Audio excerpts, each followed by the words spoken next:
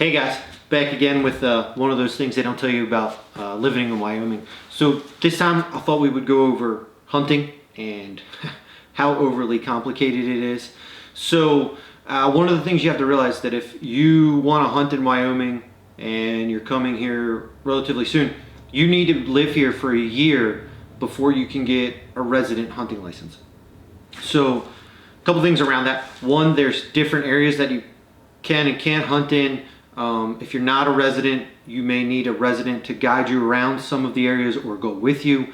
You may need to hire a guide. There's limits to what you can get into and where you can go. It's exponentially more expensive to hunt as a non-resident. I think I paid $400 and some for my buffalo tag if I were a non-resident, assuming you could even get selected, because residents get preference on number of tags and availability and whatnot. If you are a non-resident and you got a buffalo tag, I think you're looking at north of $4,000 for that same tag. So there's a lot of benefits to being a resident. You know, the hunting areas, the availability, not needing a guide, whatnot. So, but make sure that you factor in that year time frame. It can't be you show up in June, you get tags and you go. Tag draws are in February, so know that too. I don't believe, now don't quote me on this one I'm not sure, you might want to ask Game and Fish about that. You're not a full-blown resident year yet, but you'll be a resident by the time your hunting season starts. I think you're okay to get the resident tag, but definitely check with Game and Fish on that one. That really wasn't a scenario for me. But yeah, so we'll run through sort of the hunt maps and the areas and how complicated that is. I like to call it the Wyoming IQ test.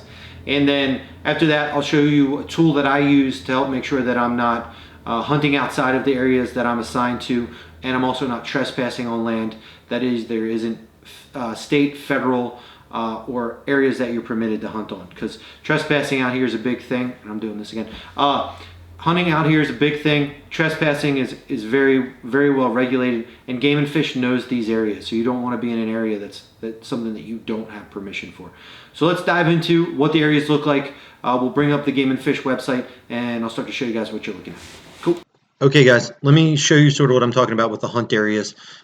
This is just the blank Wyoming map on the Wyoming Game and Fish website, wgfd.wyo.gov.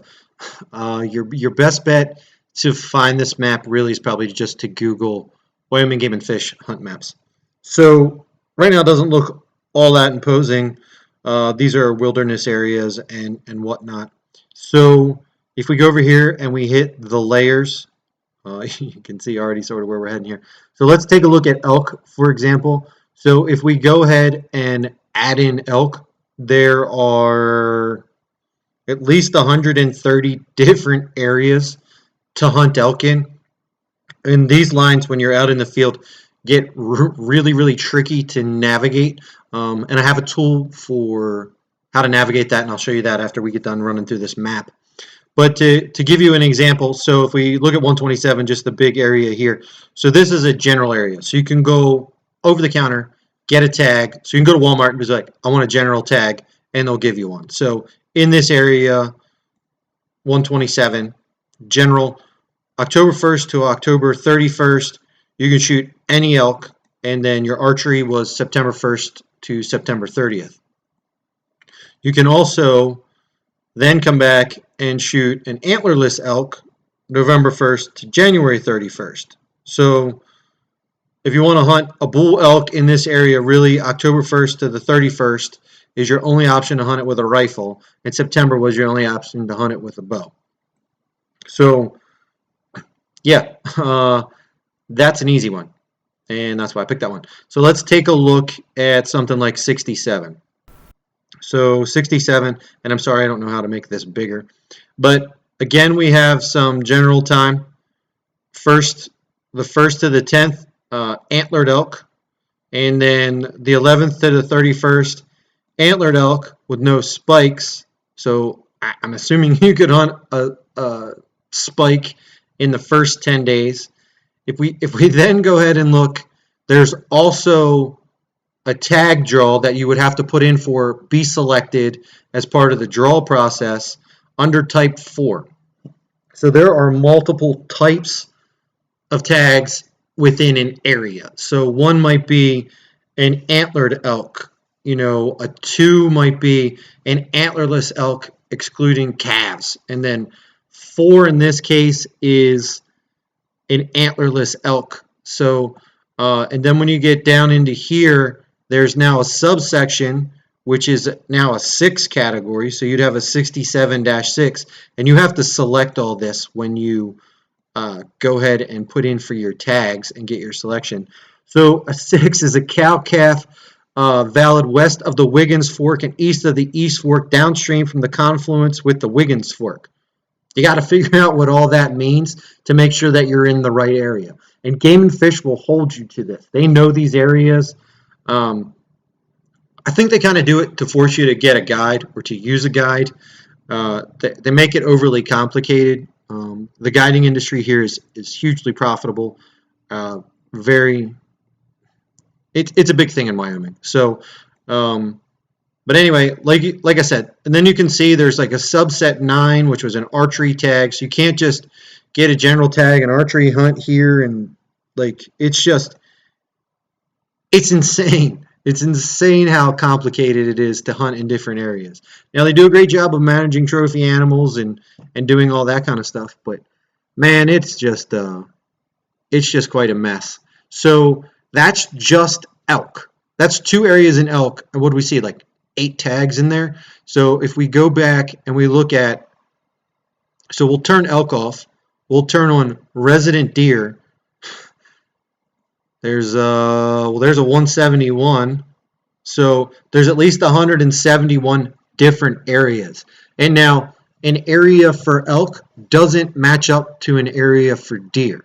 Now there's separate tags that you have to buy, but there's no overlapping metric on deer and elk. So area 1 for deer and area 1 for elk are completely different. It's just, I mean, think about it. There's another, I don't even know how many areas on top of how many there were for elk. So if we start to, we can overlay some of these. So a 127 for elk is a 171 for deer, but you've got a 157 for deer and the 127. It's just insane if you want to hunt multiple things. Yeah, you sort of got to, you spend some time and you do a lot of research and you figuring it all out. Now there are a couple services that will help you out with planning some of this stuff. So when you look at, there's like Go Hunt will help you out. So you can go on their website and pay, I think it's like $100 and some. And they'll help you plan and figure out what trophy areas you want for and tell you what tags to put all in if you don't want to sit down and map it all out yourself. I think there's probably some value in that if you're going to hunt multiple states, like if you're going to go to Montana and New Mexico and Idaho and all that kind of stuff and hunt elk and try to plan all those corresponding seasons. Really cool. The one thing Wyoming does that I will say that's really great, so you put in for your tags in February, and then it goes into this draw lottery, and if you don't get selected, then you'll get the money back. So they'll recredit your credit card. They'll only charge you for what you get selected on. So that's a nice feature. That you're not out the money if you don't get the tag, but be prepared for the Wyoming IQ test. It's complicated to hunt here, to say the least. Even after doing it for a couple years, making sure you've got the right areas and are tracking as you need to gets really, really tricky. And I'll show you that tool right here in a second to show you how to sort of keep track. So here's the bison. I have area 2, so I'm down in here. So yeah, all right, let me show you that tool. Okay, hey guys, so this is the tool that I was talking about. It's one of these Garmin GPS units. I got mine cheap. I got it at Cabela's on sale. I think I got it for less than 200 bucks. This thing's fantastic, and I'll try to zoom in and see if I can get the camera to sort of pick up the screen, but it'll tell you constantly where you're at, which is helpful. But then over and above, there's a little Onyx chip that goes in the SIM card area, and I'll get you a shot of how that goes in and where it goes. I think the thing was like 100 bucks maybe, so a little pricey, but I've been using the same one for 2 years. It's mostly the same. But what the Onyx chip does when paired with this, so this will tell you where you are. The Onyx chip does property boundary outlines. It'll tell you who owns it, so you have some owner contact information, assuming you have an up-to-date chip in there. Or at least reasonable enough, but it'll point you in the right direction so that If you have an animal run on a private land, you can call them to try to retrieve it. But more importantly, you can make sure that you're not trespassing onto other people's land, which is a huge no-no out here. That'll get you in trouble in a hurry. The beauty with Wyoming, naturally, is there's a ton of BLM land, so you can get out and you can hunt on all of that. This will make sure that you stay on that, you stay in the national forest. And then the other thing that the Onyx chip does, which is fantastic, is it has the hunt area boundaries in it. So when we looked at that map and we saw elk area, whatever it was, 112. So if you have a 112 tag, you can use this to make sure that you're staying in your 112 area. Same with the deer. So it'll overlay, you hit the button and it'll bring up the area, and it'll be, you know, deer area 35, elk area 117. And I'm just making up numbers here. I don't know that they correspond.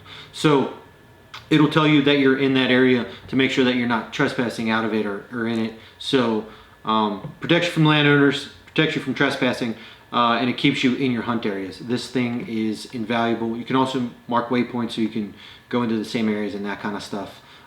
Track how far you're walking. It does a lot for you. I would maybe get the one that's up a little bit from this one. This one doesn't really have enough memory for me. It doesn't store a lot of waypoints. I tend to mark a lot of stuff so that I can reapply for an area, go back in the next year. It can kind of get me around and do all that kind of stuff, especially when you're talking, you're going 20 plus miles into the backcountry, something like that. You're running a pack string, you're getting way back in. Making sure you're getting there and you're just not arbitrarily walking around, especially after you pre-set up camp ahead of season. And we're getting into a whole bunch of stuff that'll maybe be in another, what they don't tell you about Wyoming hunting video with running pack strings and horses and all that kind of stuff. But for now, get you one of these. They'll probably come up for sale here shortly as soon as hunting season's over. Get the Onyx chip, maybe wait till next season to pick up the Onyx chip, and then go from there. Yeah. Hopefully that explained a little bit about hunting in Wyoming.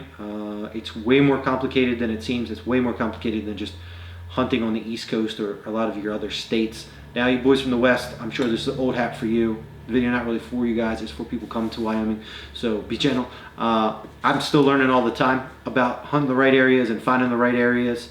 I know there's a whole Facebook group, hunting elk, Wyoming elk, something to that effect. I don't remember, but people are always in there asking what area, where do I go, all that kind of stuff. So hopefully this gives you a baseline to get started on that. You can join one of those groups and start to ask some questions around, hey, I was looking at area 112. What do you guys think? You know, what are some great stuff? Sometimes people will share with you some insight. A lot of people like to keep their secrets, but at least you'll be somewhat in the know and you have a better jump start than I had when I got here. So, all right, guys, get out there, let some bullets fly, become residents. I'll see you soon.